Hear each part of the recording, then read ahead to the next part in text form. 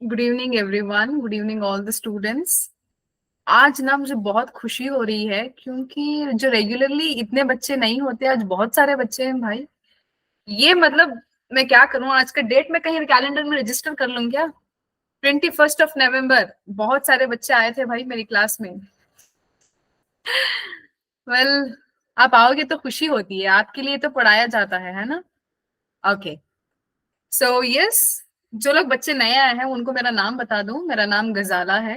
Okay, my name is Ghazala Firdaus and I am one of the biology faculty in Avanti fellows. ओके, मैं currently reside कर रही हूँ कर्नाटक में। कर्नाटक में हूँ मैं। अब आप मुझे पूछोगे मैम कर्नाटक में कन्नडिगा, इतनी अच्छी हिंदी। हाँ भाई, हमको हिंदी भी अच्छी आती है, कन्नड़ा भी अच्छी आती है, तेलुगु भी अच्छी आती है, मलयालम भी अच्छी आती है, इंग्लिश भी अच्छी आती है। ठीक है, चलो तो हम लोग अपनी क्लास स्टार्ट करते हैं। Yes, good evening Roshna. Okay, तो बेटा as I have already told you in the last classes, organism and population में आपके सिलेबस में, नीट के सिलेबस में कुछ डिलीटेड है, फिर भी मैं उसको करवा रही हूँ क्योंकि हमारे पास टाइम है। सिलेबस हो रहा है, बहुत अच्छे टाइम ड्यूरेशन में खत्म हो रहा है हमारा सिलेबस, तो कोई टेंशन नहीं है। लेकिन डायरेक्टली अगर डिलीटेड पार्ट से क्वेश्चन नहीं भी आएंगे तो कैसे आएंगे, मैंने आपको पूछा था। जो आपके सिलेबस में है उस क्वेश्चन में ऑप्शंस जो है ना वो डिलीटेड पार्ट से देंगे। तो आपको कुछ टर्मिनोलॉजीज, कुछ कॉन्सेप्ट्स जानना बहुत जरूरी है ताकि आपको पता चले जो आंसर्स पूछे गए हैं उनको क्लियरली आंसर करने के लिए। ठीक है, तो ये बहुत ज्यादा जरूरी है। ऑलराइट, तो देखते हैं कल जो मैंने पढ़ाया है आपको कितना समझ आया है या नहीं आया है। तो let's move. The age of pyramid narrow base indicates, okay, the age of pyramid with narrow base indicate high number of young individuals, low number of young individuals, high number of old individuals, low number of old individuals. What do you think is the answer? आपके मुताबिक कौन सा answer सही answer है? कल जितने बच्चों ने बेटा ज्वाइन किया था, आपका फर्ज है आप जवाब दो।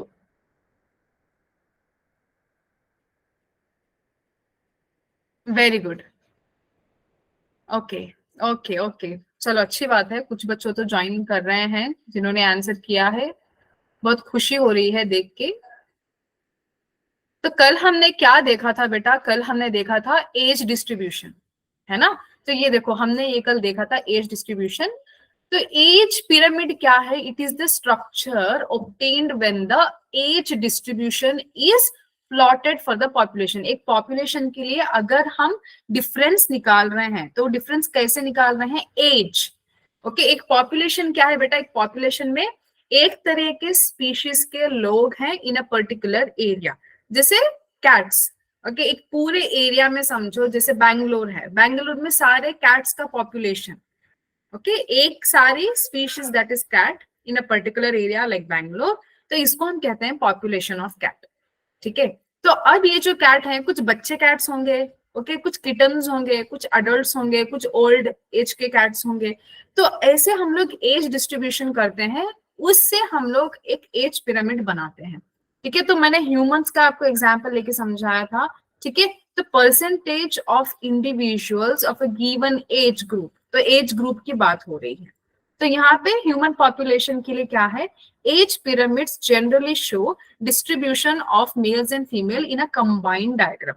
तो यहाँ पे फीमेल और मेल का दोनों का मिला के पॉपुलेशन में दिखाया गया है।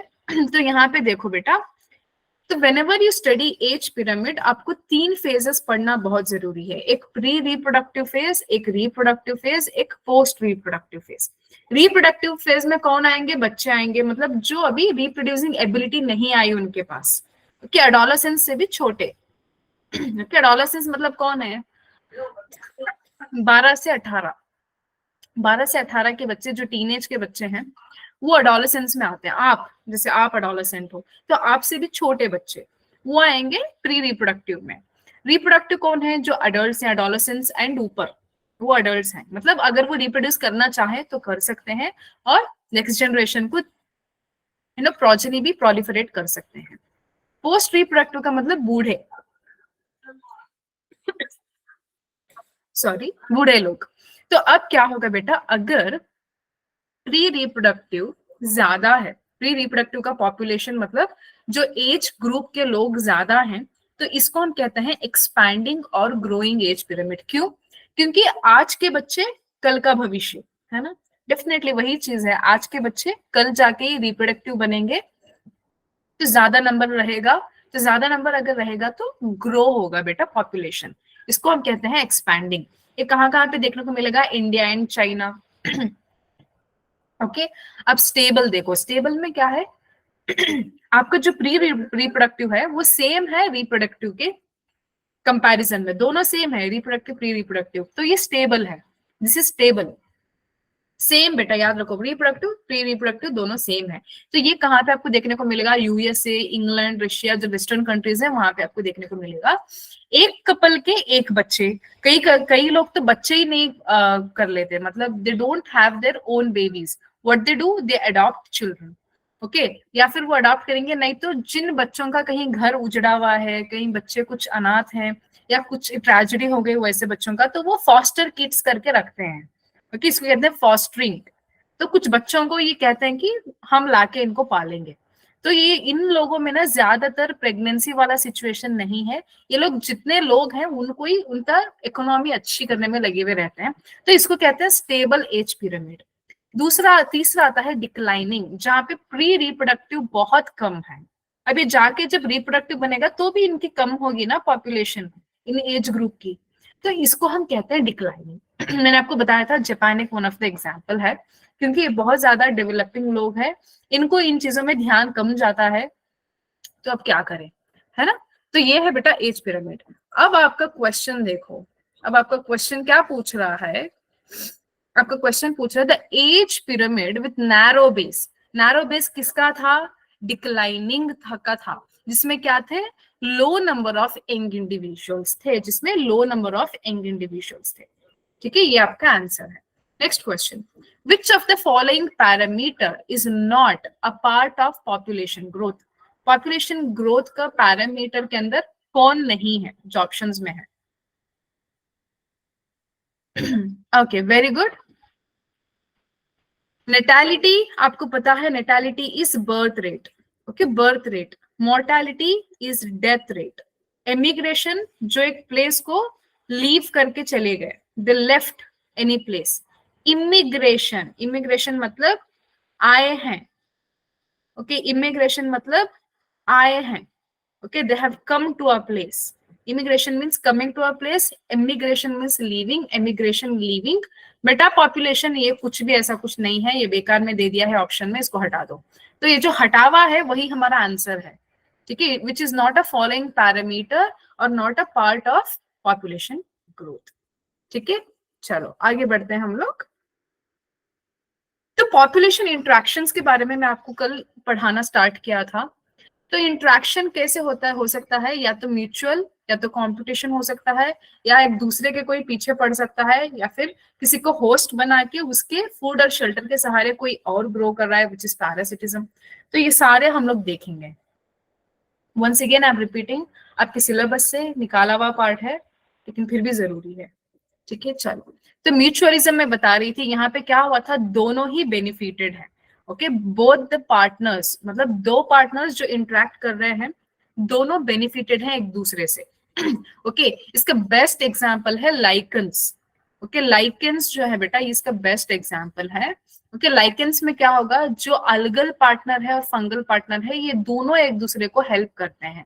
अलगे क्या करता है, अलगे ऑटोट्रोफ है ना बेटा, अलगे तो अलगे फूड बनाता है, फूड बनाता है, और ये फूड फंगई भी यूज करेगा। अब फंगई क्या करता है, फंगई जो है इसको शेल्टर देता है अलगे को, तो फंगई शेल्टर देता है, अलगे खाना पका के देता है, जैसे फंगई एक हस्बैंड है और अलगे जैसे एक वाइफ है, ऐसे करके इनकी एक म्यूचुअल रिलेशनशिप है। ओके, म्यूचुअल रिलेशनशिप को बेटा हम सिम्बायोटिक रिलेशनशिप भी कहते हैं। ओके, म्यूचुअलिस्टिक को हम सिम्बायोटिक इंट्रैक्शन या फिर रिलेशनशिप भी कहते हैं, जहां पे दोनों पार्टनर्स बेनिफिटेड हैं। ठीक है। दूसरा कंपटीशन, मैंने आपको बताया था ना बिल्कुल कंपटीशन नहीं करना है, आपको सिर्फ पर्सनल ग्रोथ के ऊपर देखना है।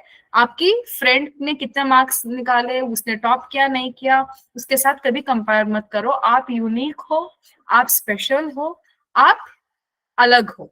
ठीक है, तो अलग हो तो आपकी पर्सनल ग्रोथ पे कंसंट्रेट करो। बाजू की फ्रेंड, बगल का घर वाला, ठीक है, नेबर ने वो बोला, रिलेटिव ने ये बोला, हटा दो भाई, सिर्फ तुम अपना खुद का ख्याल रखो। ठीक है। देन प्रिडेशन, प्रिडेटर में क्या होता है, एक होता है शिकार करने वाला, एक होता है शिकार होने वाला। तो शिकार करने वाले को हम कहते हैं प्रिडेटर, जो शिकार होता है उसको हम कहते हैं प्रे। ओके, तो इसको हम कहते हैं predation. Example lion and deer का मैंने आपको दिया था। पैरासिटिज्म में क्या होता है बेटा, ये जैसे है ना, ये पैरासाइट जो है ये चोर है बेटा, ये चोर है। ओके, जिसे समझो रिश्तेदारी की तरह घर में आके रहता है, फिर क्या करेगा, घर में आके सांप की तरह सब जगह जहर उगलेगा और डसेगा। क्या करेगा, धीरे धीरे करके खाना चुराएगा, घर हड़प लेगा, शेल्टर हड़प लेगा, सब कुछ हड़प लेगा। ठीक है, अल्टीमेटली होस्ट ही मर जाता है। ओके, जो होस्ट जिसने घर बना के दिया था पैरासाइट को, लास्ट में होस्ट ही मर जाता है। तो पैरासिटिज्म में क्या होगा, सिर्फ पैरासाइट बेनिफिटेड है, जो होस्ट है वो कुछ भी बेनिफिटेड नहीं है, उसका हर चीज लॉस ही होता है। ओके, कमेंसालिज्म, कमेंसाली में कौन हो, क्या होगा, एक बेनिफिटेड है। ओके, एक बेनिफिटेड है, दूसरा अनअफेक्टेड। ओके, दूसरा अनअफेक्टेड है, ये एक टाइप का कमेंसालिज्म है। दूसरा अमेंसालिज्म में क्या होगा, एक हार्म्ड है, दूसरा अनअफेक्टेड। ओके, एक हार्म्ड है, दूसरा अनअफेक्टेड। ये आपको याद रखना है, जो बहुत ज्यादा जरूरी है। ठीक है, चलो एक एक करके देखेंगे। फर्स्ट देखेंगे हम लोग प्रिडेशन। तो प्रिडेशन क्या है, प्रिडेशन में as I have told you, one carnivore. अब देखो ये लायन है, ये किसको ऐसे पकड़ा हुआ है, ये देखो इसने ऑक्स को पकड़ा हुआ है। ओके, या फिर समझ लो कोई कैटल है या फिर कोई बफेलो है, उसको इसने पकड़ा हुआ है, ये इसके ऊपर प्रिडेट कर रहा है। तो प्रे कौन है, प्रे गाय है, लायन क्या है, ये प्रिडेटर है। तो इसको हम कहते हैं प्रिडेशन। ओके, सिर्फ अपने मतलब की करो। अब यहाँ पे आपको देखने वाली इंपॉर्टेंट चीज क्या है, ये जो प्रिडेटर है ना, ये बहुत चालू है, ये बहुत चालू है। क्यों, क्योंकि ये प्रिडेटर क्या बोलेगा ना, इसको पता है अगर मैंने ज्यादा प्रे को मार के खा लिया तो कल के दिन क्या होगा, प्रे सारे एक्सटिंक्ट हो जाएंगे। मुझे सिर्फ आज खाना नहीं चाहिए, मुझे कल भी खाना चाहिए। तो ये क्या करते हैं ना, दे आर वेरी चालू, मतलब प्रुडेंट। प्रुडेंट मतलब ये बहुत सोच समझ के काम करते हैं। ओके, क्या काम करते हैं, हाँ आज मैंने खा लिया शिकार करके, चलो 5 दिन तक मेरा पेट भरा है, मैं बिल्कुल किसी और को शिकार नहीं करूंगा। क्यों, क्योंकि ये जो अभी मेरे आंखों के सामने जो खेल रहे हैं ना, ये सारे हर्बीवोर्स, ये क्या करेंगे, कल मेरे ही पेट में आने हैं। ये दिल में ऐसे रखते हैं ना, चालू काइंड ऑफ दिमाग रखते हैं, एंड ये बैठे हुए रहते हैं। आपने देखा होगा जो टाइगर होगा या लायन होगा, अगर इसने एक बार शिकार करके खा लिया तो 4 से 5 दिन तक ये हिलेगा भी नहीं। क्यों, इसका पेट भरा हुआ है भाई। जिसका पेट भरा हुआ है उसको आप देने जाओ, वो क्या ही खाएगा, एक दी चीज। दूसरी, इसको पता है ये कल जाके मेरे पेट में आना है, तो मैं इसको सोच समझ के शिकार करूंगा, देख समझ के शिकार करूंगा। जब इसका पेट भरा होना, तो डियर इसके सामने से ही घूम रहा होता है, वो खेल रहे होते हैं, उनको भी पता है। ठीक है, जब ये शिकार करने के लिए निकलता है ना, तब झपटता है।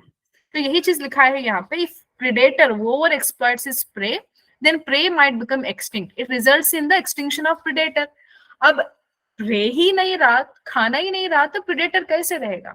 तो इसीलिए ये प्रुडेंसी का मतलब क्या है, प्रुडेंट मतलब सोच समझ के, चालू तरीके से, मेरे सामने है, मेरा खाना है, पता है, लेकिन आज नहीं खाऊंगा। देखो सबर, एक लायन के अंदर कितना सबर है। आप करोगे क्या सबर, आप अभी दिवाली में घर गए, बहुत सारे चिप्स के पैकेट लेके आए, बिस्किट्स लेके आए, अब आप रख के खा रहे हो, नहीं।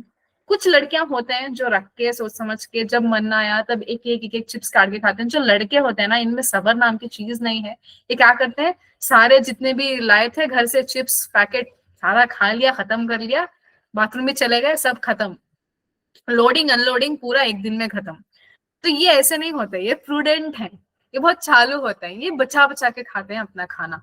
ठीक है, प्रिडेशन कहते हैं इसको। अब यहाँ पे देखो, with certain exotic species are introduced into geographical area, this spread fast due to the absence of its natural predator in the invaded land. अब क्या होगा समझो, एक्सोटिक मतलब बाहर वाला, ओके, इसको हम कहते हैं बाहर, बाहर की स्पीशीज।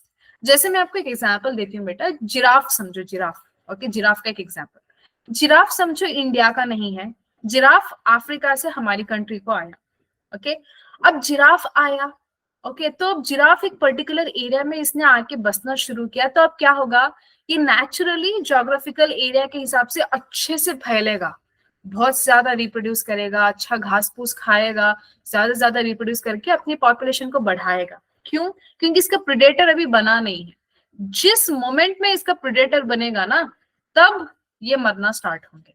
ठीक है, तो ये एक एग्जाम्पल है, जैसे कोई भी एक बाहर की स्पीशीज आप लाके डाल दो एक ज्योग्राफिकल एरिया में, इसका प्रेडेटर नहीं होता, तो इसलिए ये फूलते फलते हैं, अच्छे से फैलते भी हैं। ठीक है, तो ये एक एग्जाम्पल था, मैंने आपको बस समझाने के लिए दिया। यहाँ पे एनसीईआरटी का एग्जाम्पल देखो, the prickly pear cactus introduced into Australia which caused havoc by spreading. Havoc मतलब तूफानी, मतलब इतना फैल गए, इतना फैल गए, अनलिमिटेड तरीके से फैल गए, तो ये हैवॉक क्रिएट कर दिया बाय स्प्रेडिंग। ठीक है, तो ऑस्ट्रेलिया में जो ये जो यहाँ पे पैर का आप झाड़ देख रहे हो ना, तो कैक्टस, तो जो कैक्टस है ये एकदम फूल फल के बड़ा हो गया, अंडर कंट्रोल बिल्कुल नहीं था। अगर किसी ने कुछ करने को गए तो इसमें स्पाइन्स होते हैं, चुप चुप बोल के चुभ रहे थे। अब प्रॉब्लम इसमें ये था कि डिफिकल्ट था इनको अभी कंट्रोल करना, तो इसलिए इन्होंने क्या किया, इसका प्रेडेटर, इस कैक्टस का प्रेडेटर को इंट्रोड्यूस किया। प्रेडेटर कौन है? ये मॉथ। अब देख रहे हो ये मॉथ, अब ये मॉथ क्या करेगा, ये इस स्पीशीज को खराब करेगा। ऐसे नहीं समझो बेटा, प्रेडेटर का मतलब ये नहीं है कि सिर्फ अभी रैबिट और क्या कहते हैं टाइगर, ऐसे करके सिर्फ कार्निवोर मत समझो। कोई भी एक ऑर्गेनिज्म दूसरे ऑर्गेनिज्म के अस्तित्व को मिटा रहा है, तो उसको हम कहेंगे प्रेडेशन। अस्तित्व मतलब उसको मारना, खाना, वो सारी चीजें ये प्रेडेशन में आती है। दूसरा, predators are used in biological control methods. अभी अभी हमने किया ना, कैक्टस इतना अनलिमिटेड तरीके से हैवॉक क्रिएट कर दिया था, इसको हमने कंट्रोल किया। दूसरा, predators maintains species diversity in a community by reducing competition among prey species। अब क्या होगा, अब प्रे स्पीशीज समझो, समझो यहाँ पे जो हर्बीवोर्स होते हैं ना, जो हर्बीवोर्स होते हैं उनके बीच में बेटा कंपटीशन होता है, समझ लो ग्रास के लिए। अब समझ लो बेटा, रैबिट भी घास खाता है, रैबिट भी घास खाता है, कैटल भी घास खाता है, डियर भी घास खाता है। अब ये तीनों कौन है? अब कैटल, रैबिट, डियर, ये तीनों कौन है? ये हर्बीवोर्स है, इनका खाना ग्रास है। तो इन तीनों के बीच में हमेशा कंपटीशन लगा हुआ रहता है। अब क्या करेगा, एक यहाँ पे लायन आएगा, एक बार इसने डियर को झपटा मारा, तो इन दोनों में कंपटीशन खत्म हो गया। मतलब रैबिट कैटल अभी आराम से बैठ गए क्योंकि एक डियर निकल गया, तो ग्रास हाँ भी हमको मिला। अब एक दिन लायन क्या करेगा, रैबिट को झपटा मारेगा। तो ऐसे करके क्या होता है ना, तो इन जो प्रे के बीच में कंपटीशन होता है ना, ये सारे लायन के प्रे हैं, तो इनका कंपटीशन रिड्यूस हो जाता है बाय द प्रेडेशन। ओके, तो ये भी एक स्पीशीज डाइवर्सिटी को मेंटेन करने का तरीका है। ओके, नाउ अब यहाँ पे देखो, defences of prey species to lessen the impact of predation. अब आप मुझे बोलोगे मैम ये तो सरासर नाइंसाफी है, ये कैटल ने, रैबिट ने, डियर ने आखिर किया क्या मैम प्रेडेटर का, ये क्यों इनको खा खा के मार मार के चले जा रहे हैं? हाँ बेटा, ये बहुत दर्दनाक कहानी है। इसीलिए कुछ प्रेज ने क्या किया है, अपने अंदर कुछ ऐसे चेंजेस ला लिए ताकि प्रेडेटर से बचें। ओके, इन प्रेडेटर से बचने के लिए इन्होंने अंदर से कुछ चेंजेस लाए हैं। क्या लाया है? फर्स्ट चीज which is called as camouflage. Camouflage क्या है? ये क्रिप्टिक कलरेशन है। ये कहाँ पे देखने को मिलेगा? इंसेक्ट्स एंड फ्रॉग्स में। मैम इसका मतलब क्या है? देखो बेटा, मैं आपको एक एग्जांपल दूं ना, आपने केमिलियन का तो नाम सुना होगा, गिरगुट केमिलियन। केमिलियन रंग बदलती है ना? जब ये झाड़ी में जाए तो हरी हो जाती है, जब मिट्टी में जाए तो ब्राउन हो जाती है, जब वो बार्क में जाए, मतलब जो स्टेम होता है ना प्लांट का, वहां पे जाए तो फिर वो ब्राउनिश हो जाती है, अगर पत्थर में जाए जो तो ग्रे हो जाती है, व्हाइट दीवार पे जाए तो उजली हो जाती है। तो वो जो रंग बदलती है ना गिरगिट, अपना जो रंग बदलती है, तो उसको कहते हैं हम लोग कैमोफ्लॉज। मतलब जो एनवायरमेंट का जो कलर है उसके साथ ये खुद को ढाल देता है ताकि प्रेडेटर को इजीली ये नोटिसेबल ना रहे, प्रेडेटर इसको इजीली नोटिस ना करे, तो ये खुद को ढाल देता है उस एनवायरमेंट में। इसको कहते हैं कैमोफ्लॉज। ओके, यहाँ पे एग्जाम्पल देखो, केमिलियन आपको अच्छे से समझ आएगा, गिरगिट तो इसलिए इसका एग्जाम्पल लिया मैंने। दूसरा यहाँ पे देखो, there is a organism called monarch butterfly. Okay, it is highly distasteful to the predator, मतलब जब वो खाएगा ना इसका प्रेडेटर, इतना बेकार टेस्ट करेगा, जैसे करेला, आप लोगों को करेला पसंद नहीं होता है ना, तो ऐसा बेकार टेस्ट करेगा ये। ओके, ये जो बटरफ्लाई है इसकी बात हो रही है, इन ब्यूटीफुल बटरफ्लाईज की। हुआ कैसे, इसका टेस्ट कड़वा कैसे हुआ, मतलब एकदम पसंद बेपसंदीदा कैसे हुआ? It is due to the special chemical in its body, it is acquired during the caterpillar stage by feeding the poisonous weed. आप समझ लो ये बटरफ्लाई जो है ना अभी ये कैटरपिलर स्टेज में है, अब इसने क्या किया, ऐसे समझो ऐसे लीफ के ऊपर बैठा, उसको फीड किया, तो फीड करेगा ना तो पॉइजनस वीड से उस कैटरपिलर के अंदर कुछ पार्टिकल्स, कुछ केमिकल पार्टिकल्स अंदर आ गए कैटरपिलर के, तब वो जो कैटरपिलर अभी बटरफ्लाई बना है, तो अब इस ये एकदम से बेकार टेस्ट करने लगा है, तो प्रेडेटर को टेस्ट करने के लिए अच्छा नहीं लगेगा। तो ये एक चीज हो गई। ओके, केमिकली बॉडी में चेंजेस लाना ताकि ये खाने के लिए मजेदार ना हो। दूसरा कैमोफ्लेज, याद रखो, ठीक है। ओके, तो नेक्स्ट चलते हैं। अब प्लांट्स में देखो भाई, प्लांट्स में होते हैं थॉर्न्स, ओके, कांटे होते हैं ना, कांटे। जो ये क्या होता है बेटा, ये मॉर्फोलॉजिकल मीन्स है for the defence of plant. आप लोग बहुत खराब हो, पता है ना, आप क्या करोगे, गुलाब का फूल देख लिया, आपको याद आएगा हाँ भाई मेरी एक फ्रेंड है क्लास में, उसको मैं फूल देना चाहता हूँ, तो आप क्या करोगे, बेकार में ही प्लक करोगे। वो अलग बात है आपको फूल देने की हिम्मत नहीं है, लेकिन प्लक तो करोगे ना, बेकार में प्लक करके रखोगे रखोगे फिर फेंकोगे उसको। तो इसीलिए प्लांट ने क्या आइडिया किया, इन बेकार मजनुओं से बचने के लिए इन्होंने खुद के अंदर कांटे लगा लिए ताकि कोई इसको छू ना पाए। ओके, एग्जाम्पल कैक्टस देखो, अकेशिया देखो, रोज प्लांट देखो, वेरी गुड एग्जाम्पल, उसमें भी थॉर्न्स होते हैं, है ना। ये क्या है बेटा, मॉर्फोलॉजिकल, मॉर्फोलॉजिकल मतलब आंखों को दिखने वाला डिफेंस है ये। ओके, दूसरा बेटा केमिकल रिलीज करने वाला। अब आपने देखा होगा कैलोट्रोपिस, ये आपने देखा होगा ना कैलोट्रोपिस प्लांट, इसको मिल्कवीड भी कहते हैं। ओके, इसको मिल्कवीड भी कहते हैं। ये क्या करेगा बेटा, अब आप इसको, इसका लीफ तोड़ोगे या फिर फ्लावर को प्लग करोगे तो आप देखोगे व्हाइट कलर का मिल्की लेटेक्स निकलेगा, व्हाइट कलर का मिल्की लेटेक्स। अब वो लेटेक्स अगर आपके हाथ पे लग गया ना तो आपको खुजली स्टार्ट हो जाएगी, इचिंग स्टार्ट हो जाएगी, या फिर रेड कलर के रैशेस हो जाएंगे, या फिर वहां पे बबल्स क्रिएट हो जाएंगे। तो ये जो पॉइजनस लिक्विड है ना, पॉइजनस लिक्विड जो है, इससे ये डिफेंड करता है प्रेडेटर से। ओके, तो अब यहाँ पे देखो, many plants produce chemicals that make the herbivore sick. अब आप तो कैलोट्रोपिस नहीं खाते, कौन खाते हैं, हर्बीवोर्स खाते हैं, तो उनको सिक करने के लिए, उनको डाइजेशन में प्रॉब्लम लाने के लिए ये कैलोट्रोपिस ने क्या किया, लेटेक्स प्रोड्यूस किया, केमिकल प्रोड्यूस किया। ठीक है, तो यहाँ पे देखो Calotropis produce poisonous cardiac glycosides so that cattle and goats do not eat it. Okay, और इसका क्या होंगे, डिफेंस में ये कुछ केमिकल्स बॉडी में क्रिएट करते हैं, जैसे निकोटिन, कैफीन, क्विनिन, ओपियम, स्ट्राइकनिन। सुन के कैसा लग रहा है? हाँ मैम, बहुत अच्छा लग रहा है ना।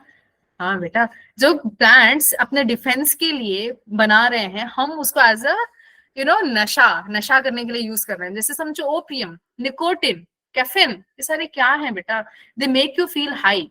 Okay, they make you feel high और happy. In other words, high word use नहीं करूंगी, हैप्पी, आपको खुश फील कराने के लिए यूज होता है। देखो ये बेचारे अपने डिफेंस के लिए यूज कर रहे हैं against grazers and browsers. Okay, browser मतलब आपको अपना गूगल वाला ब्राउजर नहीं, जो खाते हैं, जो उन प्लांट्स को या घास को खाने वालों को हम कहते हैं ब्राउजर्स। ठीक है, चलो अब हो गया प्रिडेशन खत्म, अब देखते हैं competition. It is a process in which the fitness of one species is significantly lower in the presence of another species.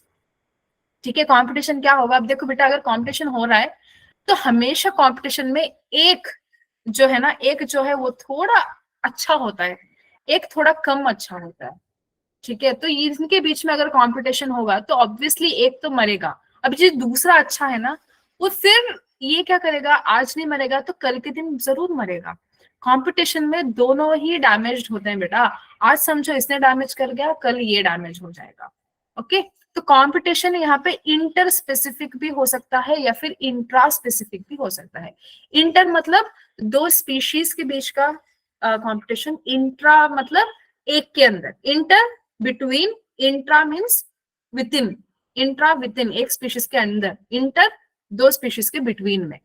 Okay, चलो, तो competition occurs when closely related species compete for the same limited resources. जैसे समझो एक forest है, एक forest में दो type की स्पीशीज है। ओके समझ लो, मैं बेसिक एग्जांपल ले रही हूँ बेटा। अब रैबिट हो गया, कैटल हो गया एंड डेयर हो गया। अब ये तीनों एक हैबिटेट में है, एक एरिया में है, तीनों का खाना क्या है, घास फूस।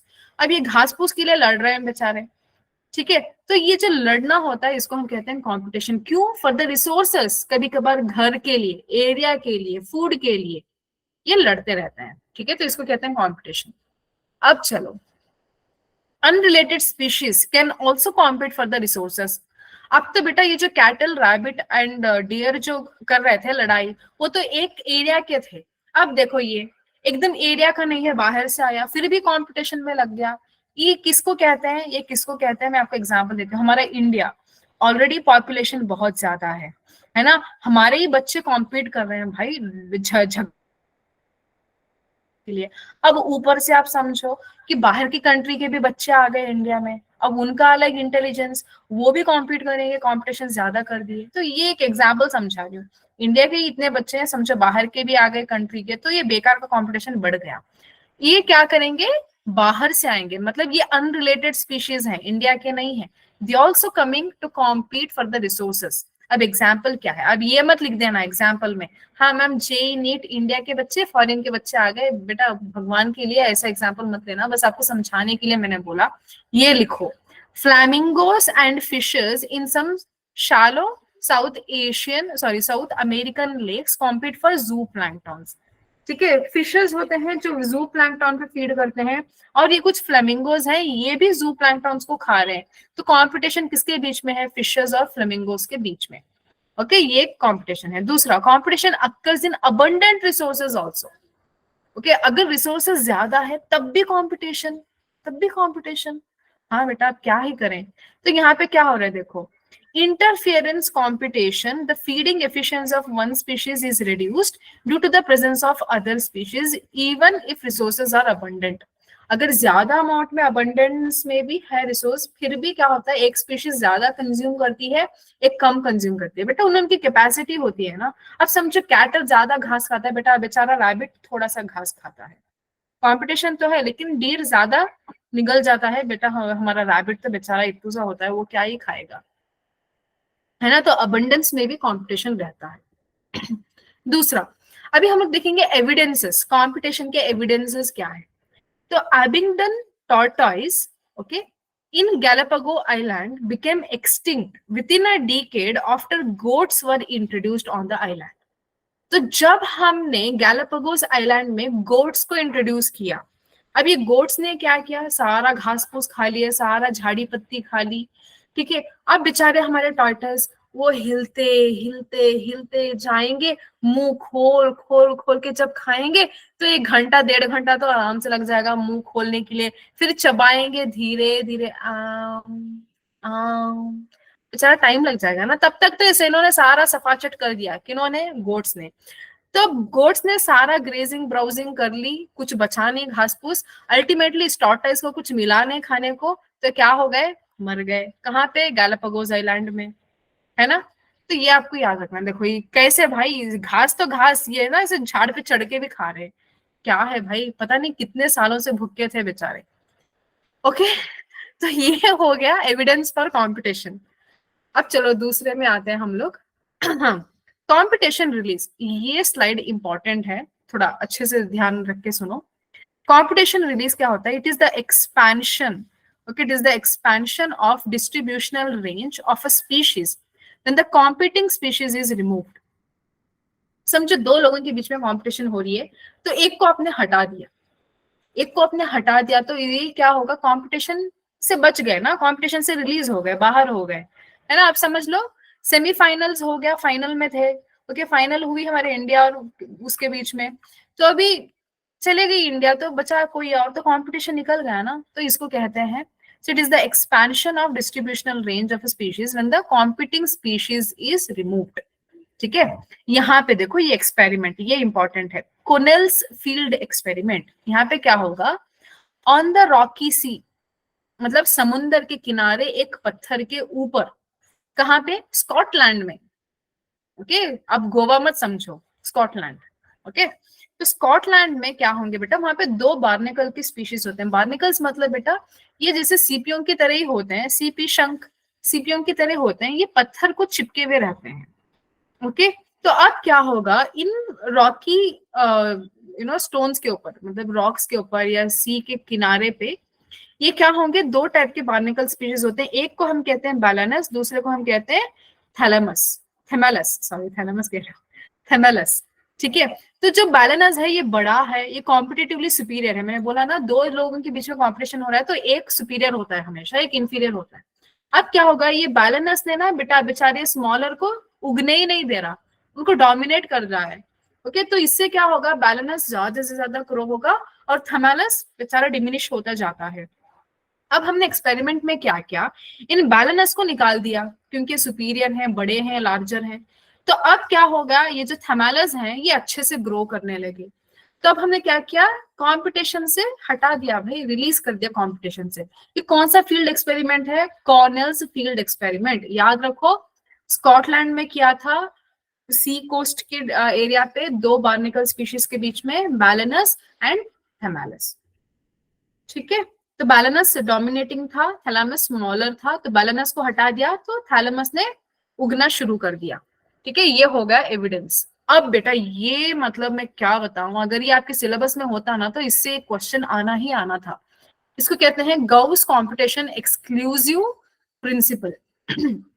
यहाँ पे क्या होता है, it states that two closely related species competing for the same resource cannot coexist indefinitely, and the competitively superior one will be eliminated eventually. जैसे बार्निकल्स की कहानी बेटा, जो बैलेनस था वो सुपीरियर था, अब वो सुपीरियर होते जाएगा तो अब हमारा थैमेलस को कुछ चारा ही नहीं बचा, है ना, चारा मतलब नॉट ग्रास वाला चारा, नो अदर ऑप्शन वाला चारा। ओके, तो ये क्या करेंगे, जाते जाते जाते ये एक्सटिंक्ट ही हो जाएंगे, एलिमिनेट हो जाएंगे। तो इसी तरीके से कंपटीशन में क्या होगा, एक सुपीरियर होता है, एक इंफीरियर होता है, सुपीरियर बढ़ता जाता है, इंफीरियर घटता जाता है और एलिमिनेट होने को स्टार्ट हो जाता है। तो अब क्या होगा, अब ये तो नॉर्मल कंपटीशन है, अब होगा क्या, यहाँ पे देखो, this may be true in limited resources but not otherwise. Okay, अगर रिसोर्सेस लिमिटेड नहीं है तो कुछ केसेस में क्या होंगे, तो कुछ केसेस में क्या होगा ना, कंपटीशन से एक बंदा बाहर निकल जाता है।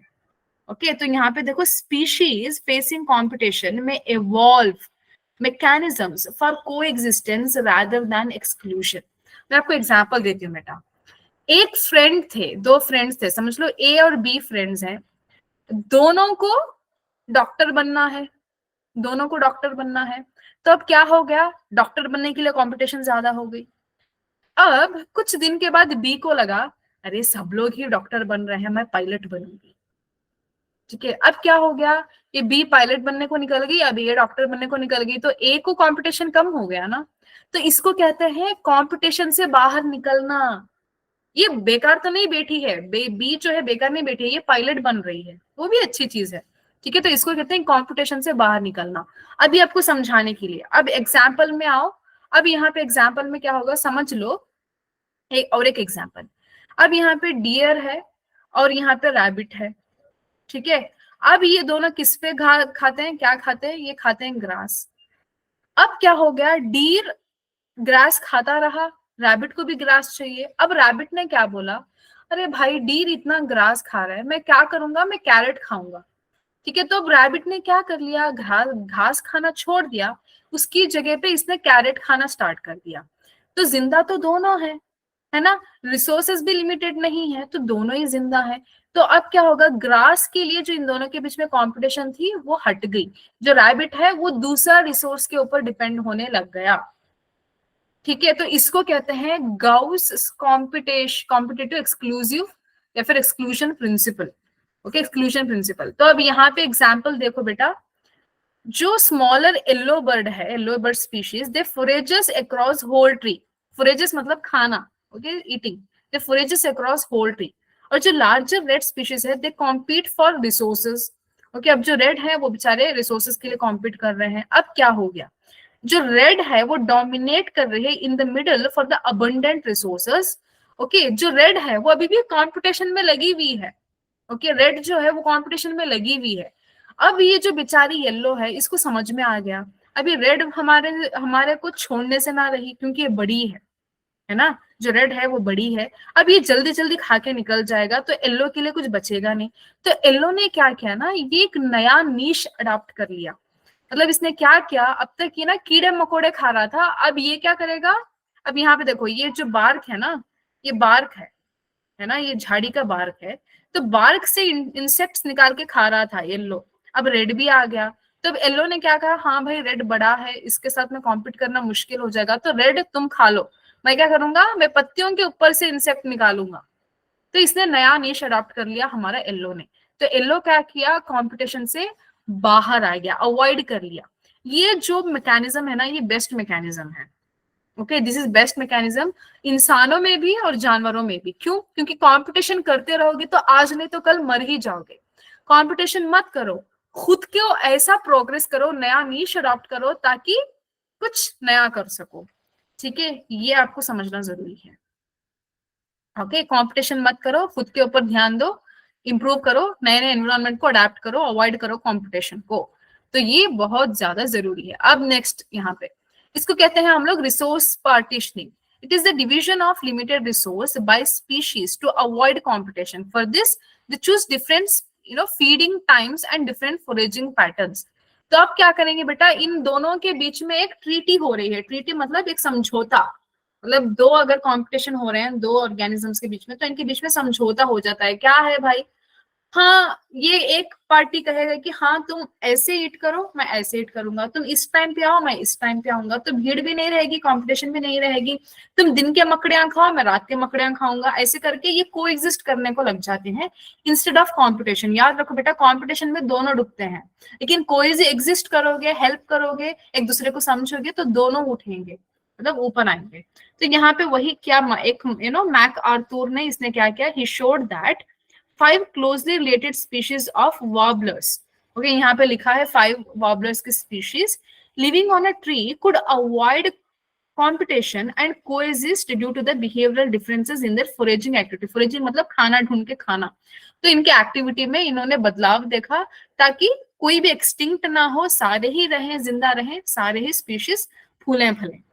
ठीक है, तो ये हो गया एक दूसरा एग्जाम्पल जिसको हम कहते हैं रिसोर्स पार्टीशनिंग। अब जो पहले वाला था उसने, उसमें क्या हुआ बेटा, जो येलो वाला था उसने नया नीश को अडॉप्ट किया, क्योंकि नए मॉर्फोलॉजी, फिजियोलॉजी, एनाटॉमिकल चेंजेस को उसने अडॉप्ट किया। अब ये जो है यहाँ पे पार्टीशन हो रहा है, हाँ भाई इतना तुम खाओ, इतना मैं खाऊंगा, तुम इस टाइम पे खाओ, मैं इस टाइम पे खाऊंगा, तुम झाड़ के ऊपर का खाओ, मैं झाड़ के नीचे के खाऊंगा। तो ऐसे करके इन्होंने रिसोर्स को पार्टीशन कर लिया। तो ये भी एक one of the best example. दूसरा बेटा parasitism. Many parasites are host specific. Parasites का मतलब मैंने बताया ना आपको, ये जैसे चोर होते हैं ना वैसे हैं। अभी हमको स्टार्टिंग में पता नहीं लगता कि ये चोर है, ये दोस्त बन के आएंगे।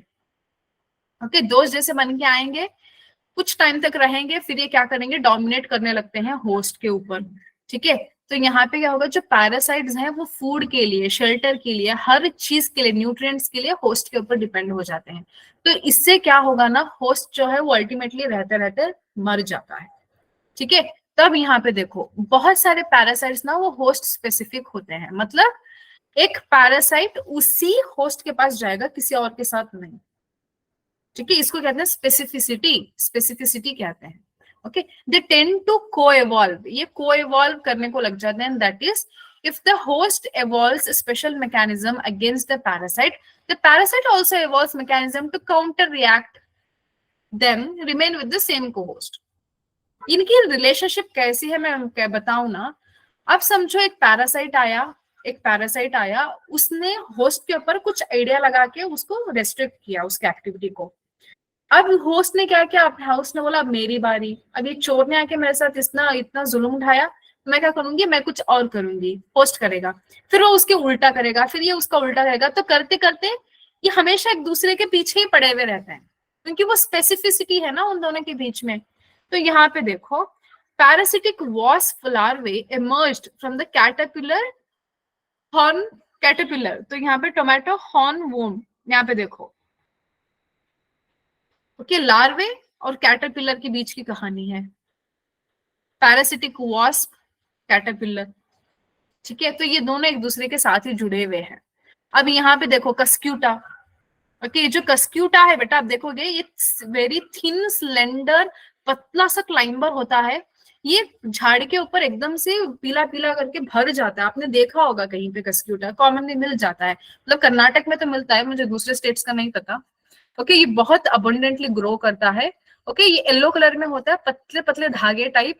ये अल्टीमेटली झाड़ को मार देता है। जब इसको ऐसा लगेगा ना कि होस्ट में अभी कुछ न्यूट्रिशन नहीं बचा, तो ये क्या करेगा, दूसरे होस्ट के ऊपर क्लाइंब कर जाएगा, इसको छोड़ देगा। ठीक है, तो ये है कस्क्यूटा। दूसरे कहते हैं हेडलाउस। ओके, मतलब जू निकलना, माई लाइस, तो उसको कहते हैं, वो भी एक टाइप का पैरासाइट है। ठीक है, तो ये जो लाइज आप देखोगे ना, ये सिर्फ आपको सर पे ही मिलेंगे, है ना, सर पे ही मिलेंगे। तो यहाँ पे बैठेंगे, फीड करेंगे, खून पिएंगे हमारा, हम लोगों को इरिटेट करेंगे, ये सारी चीजें। So this is parasitism. अब देखो अडेप्टेशंस ऑफ पैरासाइट्स। अब अडेप्टेशंस होना बहुत जरूरी है बेटा पैरासाइट्स के बीच में। Loss of sense organs. Okay, parasites में क्या हो रहा है, यहाँ पे कुछ अडेप्टेशंस हो रहे हैं, जैसे लॉस ऑफ सेंस ऑर्गन्स, मतलब सेंसिटिविटी को उन्होंने कम कर लिया। प्रेजेंस ऑफ अडेसिव ऑर्गन्स और suckers to cling on to the host. अब देखो यहाँ पे लीच, ये लीच है। अब ये क्या किया, इसने एक शक्कर जैसा मुंह बना लिया ताकि ये सक करे ब्लड को, है ना, सक करने के लिए ब्लड को। Then loss of digestive system, कि डाइजेस्टिव सिस्टम का जो कॉम्प्लेक्सिटी है उसको कम किया। देन हाई रिप्रोडक्टिव कैपेसिटी, ज्यादा से ज्यादा रिप्रोड्यूस करना चाहा, डाइजेस्टिव सिस्टम को कम किया, मतलब इसकी कॉम्प्लेक्सिटी को कम किया। सेक्स जो सेंस ऑर्गन्स हैं उनको इन्होंने लूज किया। तो ये सारी कुछ एडाप्टेशन हैं, जैसे यहाँ पे देखो हिरुडिनेरिया, ब्लड लीच। ओके, तो ये क्या करेगा, आपको कुछ केमिकल रिलीज करेगा ताकि आपको पता ना चले कि आपकी बॉडी पे कोई आके बैठा है। ओके, तो इसने क्या किया, जो सेंस ऑर्गन्स थे उसको इसने लूज करवाया। ओके, जो एरिया के होते हैं उसको इसने लूज करवाया। अब इसने सक किया, ओके, कुछ केमिकल इंजेक्ट करके इसने सक किया, गुड़ुम गुड़ुम गुड़ुम बोल के पूरा खून पिया। फिर जब इसका पेट भर जाएगा अपने आप ही छोड़ के निकल जाता है। तो ये ब्लड लीच है। देन एस्कैरिस, राउंड वर्म, जो आपके पेट में हो सकता है। ठीक है, ये सारे कौन है बेटा, ये पैरासाइट्स हैं। अब जो हमारे बॉडी के अंदर होते हैं उनको हम कहते हैं एंडोपैरासाइट्स, और जो बाहर होते हैं उसको हम कहते हैं एक्टोपैरासाइट। जैसे हमारे सर के ऊपर जो होते हैं ना लाइस, वो एक्टो है। अब ये जो एस्कैरिस है या फिर टेप वर्म है, प्लेटफॉर्म हो गया, ये एस्कैरिस जो है, ये क्या है बेटा, ये एंडोपैरासाइट्स हैं। ठीक है, चलो, तो यहाँ पे लाइफ साइकिल ऑफ पैरासाइट्स और ऑफन कॉम्प्लेक्स, इनके जो लाइफ साइकिल है ना वो ज्यादा से ज्यादा कॉम्प्लेक्स होते हैं। ठीक है, यहाँ पे एग्जाम्पल देखो, human liver fluke depends on two intermediate host, a snail and a fish, to complete its life cycle. Okay, ये है बेटा ह्यूमन लिवर फ्लूक। ओके, इसके दो होस्ट हैं, कौन कौन है, एक मछली है और एक स्नेल है। देन मलेरियल पैरासाइट, हाँ ये तो आप सब लोगों ने पढ़ के आए हैं, है ना, ह्यूमन हेल्थ एंड डिसीजेस में आप लोगों ने इसको अच्छे से पढ़ लिया है। Malarial parasite needs mosquito, okay, to spread. साथ साथ ह्यूमन भी है, ह्यूमन और मस्कीटो दोनों ही इस पैरासाइट के होस्ट हैं। ओके, तो कौन है, can anybody right in the chat box, malaria cause करने वाला प्रोटोजोवन का नाम क्या है।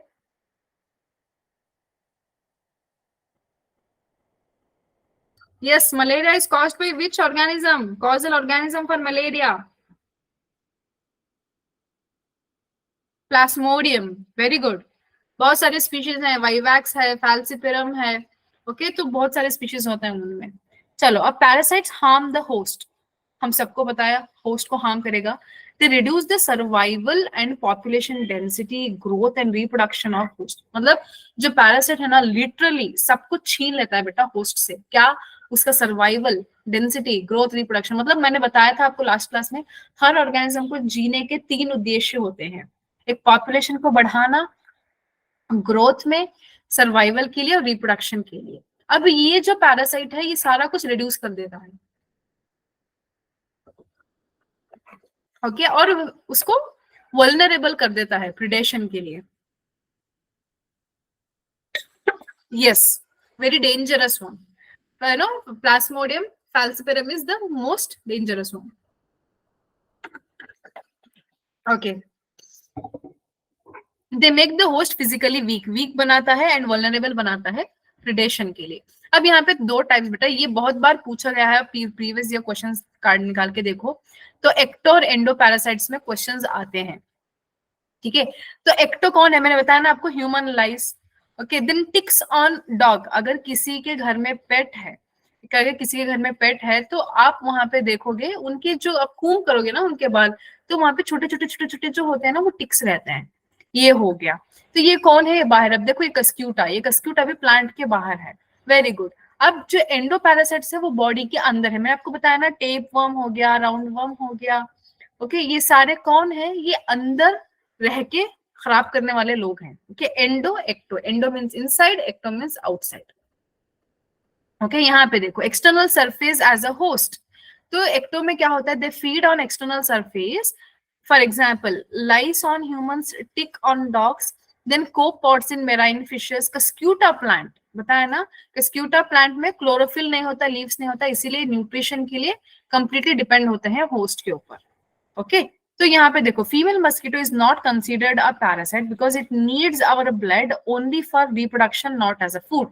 ये इंपॉर्टेंट है, बहुत सारे बच्चों को लगता है कि जो ये फीमेल मस्किटो है ये जो खून ये करती है ना तो ये फूड के लिए करती है, नहीं बेटा, ये रिप्रोडक्शन के लिए करती है। ओके, इसको खाने की कोई किल्लत नहीं है, खाना ये सफिशिएंट खाती है जो फीमेल मस्किटो है। It is not considered as parasite because it needs our blood only for reproduction, reproduction के लिए ही ये क्या करती है बेटा, एज ये यूज करती है फीमेल ह्यूमन के ब्लड को, नॉट एज अ फूड। ठीक है, याद रखो, ये चीज याद रखो, ठीक है। Then parasites that live inside the host body at different sites. Okay, liver में, किडनी में, लंग्स में, गाल ब्लैडर में, पता नहीं कहाँ कहाँ। Then life cycle of endo parasites are more complex, इनकी लाइफ साइकिल बहुत कॉम्प्लेक्स होती है क्योंकि इनको सर्वाइव करना है ना बेटा, उस एरिया में सर्वाइव करना है एकदम हार्श एनवायरनमेंट में, तो इनका कॉम्प्लेक्सिटी बहुत ज्यादा होती है।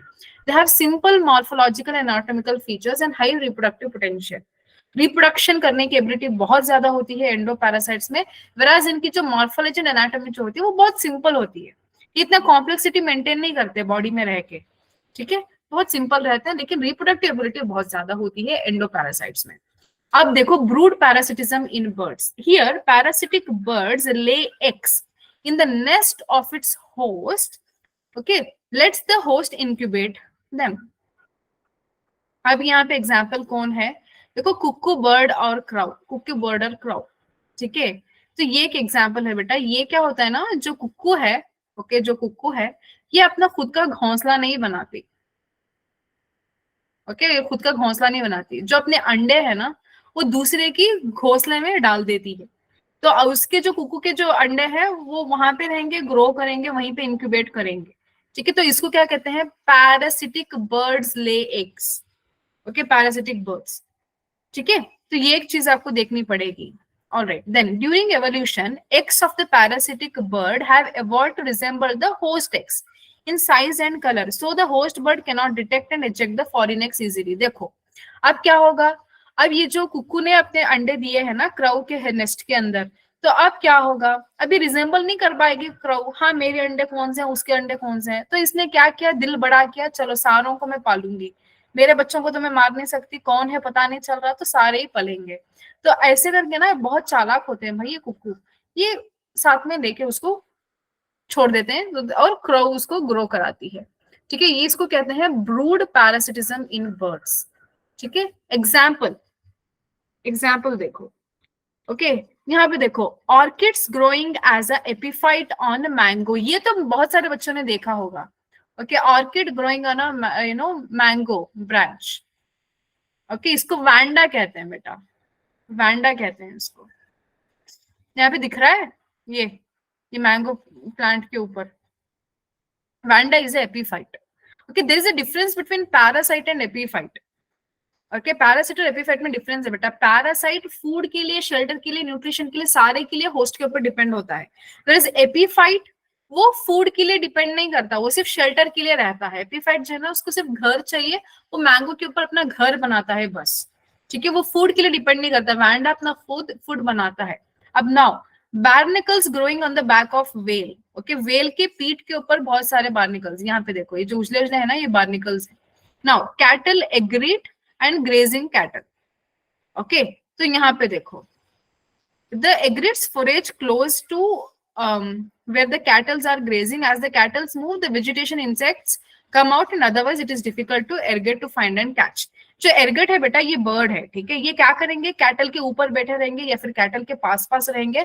अब ये जो कैटल मूव करेगा ना, तो घास के ऊपर के इंसेक्ट सारे उड़ेंगे, जब वो इंसेक्ट्स उड़ेंगे तभी कैच करके खा लेते हैं कैटल एग्रेट, ठीक है। ये now sea anemone and clownfish, stinging tentacles of sea anemone gives protection to the fishes from predators, okay okay?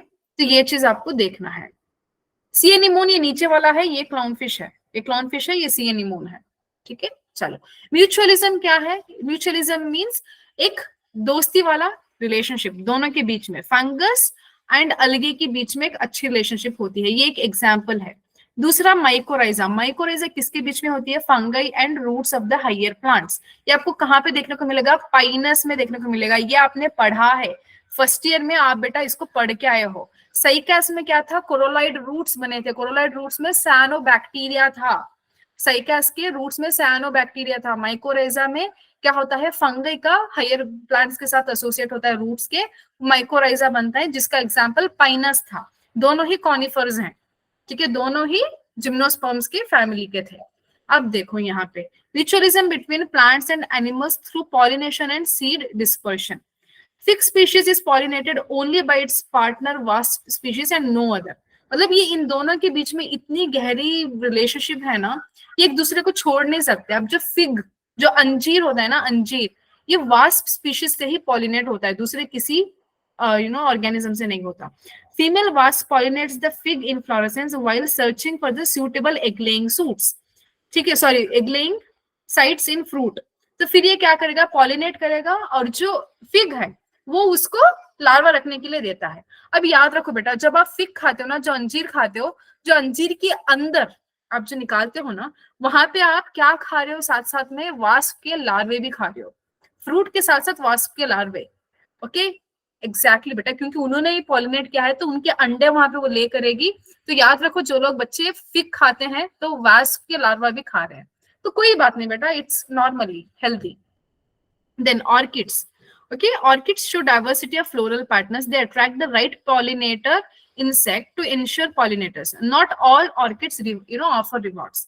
आपको पता है ना, ये आपने पढ़ा है sexual reproduction in flowering plants में, आप पढ़ा है कि प्लांट्स ना वो रिवॉर्ड देते हैं पॉलिनेटर को एज अ नेक्टर, बट कुछ ऑर्किड्स ना रिवॉर्ड भी नहीं देते, सिर्फ अपना पॉलिनेशन का काम करवाते हैं और बोलेंगे लात मार के चल भाग, बस ऐसे होते हैं ऑर्किड्स, ठीक है। दूसरा देखो, सेक्सुअल डिसीट ऑफ ऑफरिस। तो यहाँ पे क्या होता है, one petal of its flower resemble the female bee in size, okay, colour and marking. So male bee with the flower is dusted with pollen, ठीक है, ये मॉर्फोलॉजिकली सिमिलर हो जाते हैं बेटा, ठीक है। तो फ्लावर का एक पेटल फीमेल बी के जैसा ही रहता है, फीमेल बी के जैसा एक पेटल रहता है। तो अब क्या होगा, अब जो मेल भी आएगा वो समझेगा कि फीमेल बैठी है, वो कॉपुलेट करने की कोशिश करेगा, तो कॉपुलेट करने की कोशिश में ये पॉलिनेशन कर देता है, तो इसीलिए इसको pseudo pollination, sorry pseudo copulation कहते हैं, ठीक है। तो सूडो कॉपुलेशन, क्योंकि वहां पे फीमेल ही नहीं है, फीमेल जैसा बस पत्ता है, फ्लावर का एक पेटल है बस, ठीक है, ये एक है, इसको कहते हैं हम लोग sexual deceit, okay. Then if the female bee's color patterns change slightly during evolution, pollination success will be reduced unless the orchid flower co-evolves to maintain। मैंने बताया ना, अगर ये उल्टा हो गया, कुछ इसमें गड़बड़ हो गई तो प्रॉब्लम हो सकता है, ओके। तो ये क्वेश्चन मुझे आपको पूछना था। अब ये क्वेश्चन आंसर करेंगे दो और देन क्लास को खत्म करेंगे, चैप्टर खत्म हो गया बेटा। कॉर्नेल्स elegant field experiment or related to barnacles in which superior barnacle was balanus dominates the intertidal area, excludes the smaller barnacle thalamus from the zone। This phenomenon is called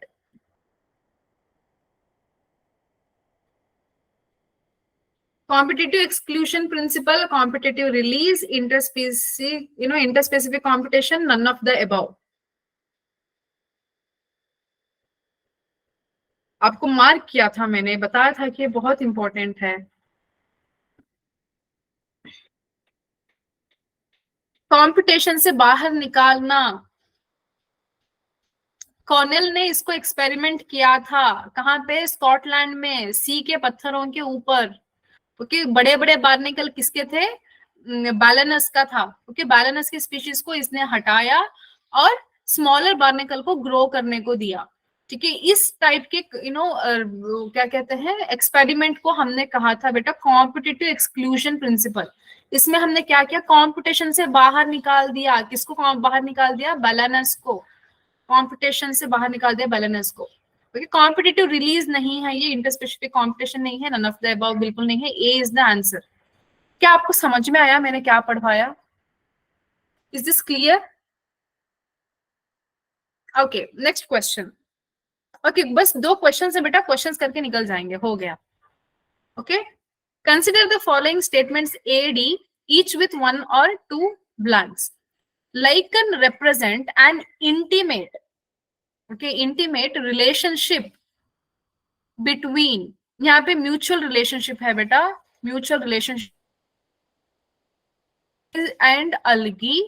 okay, अलगी के अलावा यहाँ पे आप सैनो bacteria भी लिख सकते हो। Okay, सैनो bacteria भी आप यहाँ पे लिख सकते हो। दूसरा, the dash are associations between fungi and the roots of higher plants. Okay, ये एक्चुअली माइकोराइजा है ना? Fungi and roots of higher plants में यहाँ पे 3 में क्या होगा बेटा? ये माइकोराइजा है, उसको माइकोराइजा कहते हैं। ओके, उस एसोसिएशन को हम कहते हैं mycorrhiza. Plants need the help of dash for pollinating their flowers and dispersing their seeds. यहाँ पे लिख सकते हैं पॉलिनेटर्स जैसे insects. Okay, the dash pollinates the fig, wasp, wasp बेटा वास्प पॉलिनेट करता है फिग को। तो अब यहाँ पे देखो, 1 म्यूचुअलिस्टिक, पैरासाइट को हटा दो। बी अलगे, अलगे ओके, साइनोबैक्टीरिया ठीक है। सी माइकोराइजा, हाँ ठीक है। सी माइकोराइजा, हाँ ठीक है। अब ये लाइकन लिखा क्या इसने? लाइकन नहीं भाई, लाइकन नहीं। फिर कौन आया? फिर insect with the help of. Okay, तो यहाँ पे विंड भी हो सकता है ना बेटा, यहाँ पे विंड भी हो सकता है, बट एनिमल भी हो सकता है। ओके, तो plants need the help of dash for pollinating their flowers and dispersing. तो यहाँ पे कौन हो सकता है? यहाँ पे हो सकता है एनिमल भी हो सकता है या फिर विंड भी हो सकता है। लेकिन यहाँ पे दूसरे देखो, यहाँ पे विंड की जगह पे लाइकन है तो गलत है, तो बी इसका आंसर है बेटा, B is the answer. Okay, यहाँ पे इंसेक्ट है, that is animal. Last is wasp, wasp जो है वो पॉलिनेट करता है फिग को। Is this clear? The answer बेटा यहाँ पे बी है। Second class I mean 12th class बेटा सी नहीं है बेटा। अब देखो यहाँ पे फर्स्ट वन देखो, लाइकेंस बेटा पैरासिटिक एसोसिएशन नहीं है, तो इसको हटा दो तुम। बी है, म्यूचुअलिस्टिक है, साइनोबैक्टीरिया, माइकोराइजा, एनिमल, वास्प। ठीक है, चलो ये लास्ट क्वेश्चन है बेटा, this is last question. Okay, this is last question. Bears go into, ये मतलब कल की क्लासेस के क्वेश्चन है, आज की क्लास का नहीं है, तो फिर भी देखो, bears go into hibernation. Hibernation मतलब winter sleep. Okay, bears winter sleep में जाते हैं। A conical age pyramid with broad base represents, ये एक्सपैंडिंग एज पिरामिड होगा, ये एक्सपैंडिंग एज पिरामिड होगा। A wasp pollinating a fig flower is an example of. Okay, so ये बेटा example है म्यूचुअलिज्म का। ओके, ये एग्जाम्पल किसका है बेटा? म्यूचुअल, मतलब दोनों ही बेनिफिटेड हैं। Okay, both are getting benefited. So an area with high levels of species richness is a hot spot, इसको हम कहते हैं हॉट स्पॉट। गर्म स्पॉट नहीं, हॉट स्पॉट, जहां पे रिचनेस बहुत ज्यादा होती है। तो हाइबरनेशन, हाइबरनेशन, हाँ, तो इन दोनों को हटा दो। Aestivation means summer sleep, hibernation means winter sleep. तो यहाँ पे क्या है? ए कॉनिकल, हाँ, तो वहां पे एक्सपैंडिंग होना चाहिए। अरे नहीं भाई, हाँ, बी को तो मैंने छोड़ दिया। विंटर टू एस्केप बेटा, एस्केप करना चाहते हैं ये कोल्ड वेदर से, इसीलिए सो जाते हैं। तो अट्रैक्ट बिल्कुल नहीं, escape. Then expanding mutualism hotspot. Okay, B is the correct answer. Very good. So that's all for this class. If you have any doubts, you can ask me, or otherwise you can leave. मुझे पता है मैंने 5 minute ज्यादा लिए. I'm so sorry. Thank you for attending the class. ठीक है, मैंने 5 minute ज्यादा लिया है, सॉरी। Any doubts? कल हम लोग बायोडाइवर्सिटी स्टार्ट करेंगे नेक्स्ट क्लास में। Will start with biodiversity.